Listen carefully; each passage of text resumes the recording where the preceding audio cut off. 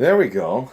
Look at the flash. Now we have light this time, a tripod, and my sectional couch. Hey guys, I'm doing a quick review with my cell phone.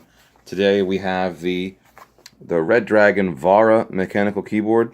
I believe it's the 551. I got it on Amazon for like 35 bucks. It's got Cherry MX blue switches. Multimedia keys with a function key on the bottom right of the keyboard. You'll see that where the second Windows key used to be. It doesn't really make much of a difference for me. I actually like the Windows key on the right side because I can use it for the quick projector switch, but I don't really use the quick projector switch anyway, so it doesn't really matter. So I'm just going to open this sucker up and we're going to get to this. I got it on Amazon. It came same day shipping. Took a nap when I got home, and then there it was at the door. So, nice and easy. Take a quick look at the back of the box. We've got all the features list in a variety of languages. It's supposed to have no N key rollover. So no ghosting. Should be able to hit every single key, which, I mean, that's kind of standard for mechanical keyboards, but I've been using membrane keyboards my entire life, and I've been using PS/2 and USB Business Dell keyboards since 2001. So for me, this is kind of a big deal. So I'm just going to open this down here. And let's see the packaging. Pretty straightforward. Don't really know what this is for yet. I'm assuming it's a nice little ring to hold the cable together. It does come with a Velcro tie. That's nice. It's actually really nice. And it's already attached to it, so the Velcro tie, you can just adjust it, tie off the rest of it, keep the cord short and snug. Not bad. There's like us on the thing. If you don't, then tell us why. A manual for some stuff. I'm not going to go through it at this time. And it should have RGB lighting, which I was really attracted to. So here's the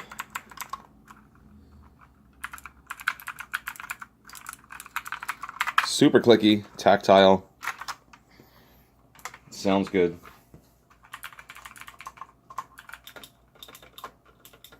The I don't know, spacebar is kind of floaty. I like a really stiff spacebar, like very sturdy. It's got to feel strong.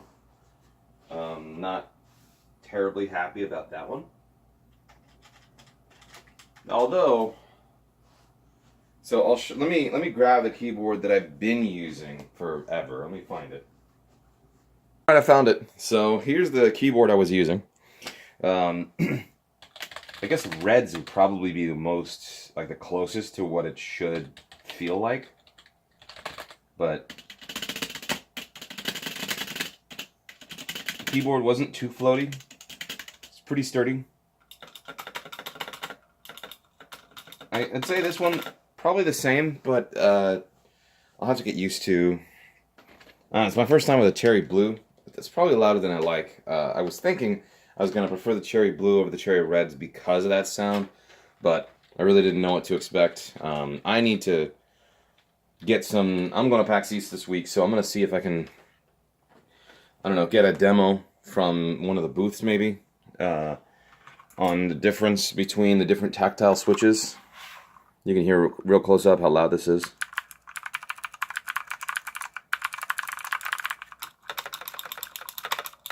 Very, very clicky, very loud. Not bad. That thing is heavy. I really like how heavy it is. It's really not going to move around a lot. And so this, it's actually heavier than my older, this is like from 2001, I'm not even kidding. But this one,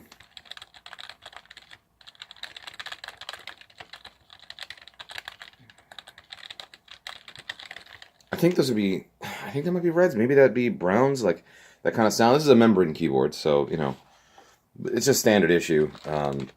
PS/2, old school, man.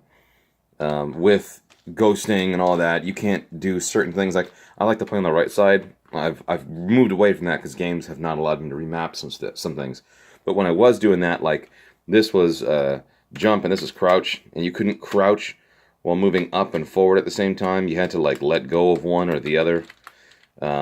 But control worked fine, so it was pretty whack. If I had a mechanical keyboard then, I'd have been fine. So, I'm going to play with some switches this weekend at PAX, and we'll see what I prefer. But, pretty cool keyboard. Like I said, it's really heavy. It does have media keys with the function key on the right side here. And it's not plugged in yet, but this is it should have lights on everything, so I should be able to light the whole thing up like a rainbow, RGB, which is real cool. So, you know, maybe I'll see if I can do a strobe effect or something like that. I haven't used the software yet, so I don't really know the capabilities of it quite yet, like in a real world environment. Also, to complement it, I picked up the Redragon Cobra. It's got 1,000 hertz polling rate. It looks a lot, actually. It looks a lot like a one of those Razer mice. If you look at the design, the way that it's shaped here. Starting to think they're all coming from the same Chinese factory. I don't know, but if it's good, it's good. So, you know, I'm not gonna get mad at it. I just need to take this plastic off. That's why it's good to have nails of some kind.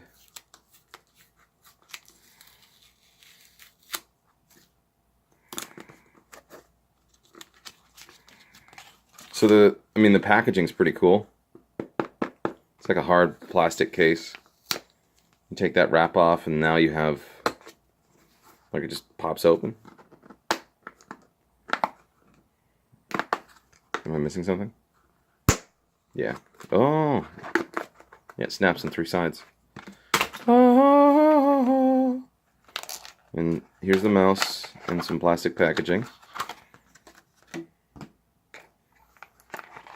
So we've got the manual. What's this? Oh, same thing. Okay. I can get out of my way. So right off the bat, it's a little lightweight. I'm not too crazy about lightweight, but just like the keyboard, it has a Velcro strap that's already attached to it, which is great because I actually need to fasten the cord since I'm using an extension cable because the PC is a little far away, you know, to the tune of a couple of extra feet. So having a long cable that's running really far out there means that it's anchored maybe at an angle that I don't like, and I don't have to deal with that here. I can use the extension cable, anchor it kind of straight behind me, like straight into the back, so that I don't feel a tug when I'm moving around. Give it just enough slack where I want to, and then be comfortable. It's got to kind of maybe fight with the tension in the cord. Let me get this box out of the way. But yeah, so same deal here. It's got LED lighting all the way across it. And it should be RGB. Like, I should be able to change it. Find out what these buttons do. I think they're just for DPI. I probably won't use them because I don't really like them. It's got 2 extra buttons on the side, so you can hit them, you know, back and forth for mouse button 4, 5. And it's an optical mouse. So, you know, the M711, that's the model. There we go. With a mode switch on the bottom. So I don't know what that's for. That's probably RGB. But I'll find out. And I should just make a post later, like a tweet or something, and let you guys know what I think of it. Maybe do just a quick review of, like, an oral review of my thoughts of playing with it. Like I said, I got to go to PAX tomorrow night, and the following night I'll be at Gamers on the Edge, so I'm not going to have a lot of time to spend with this, but I am going to try to go straight into shooters. Firestorm, the Battle Royale mode for Battlefield 5, finally just came out today, this morning. It's many hours ago now. So I'm going to try to jump in and see if I can make some magic happen and give these things a little bit of a run through. Thanks for watching.